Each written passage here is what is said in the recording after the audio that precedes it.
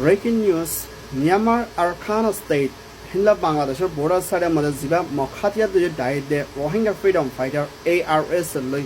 লড়াই ওই বুলি হই হিন্দলা বার্মিস মিডিয়া তো হতন লেখালেখি করি আইয়ের দিহি আনার ফুয়াতেনা হিন্দলা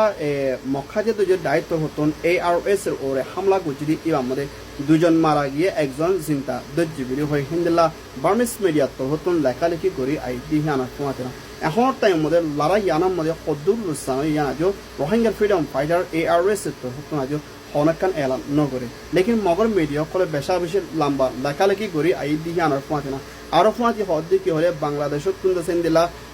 জবিনের বল লইতেছে তারা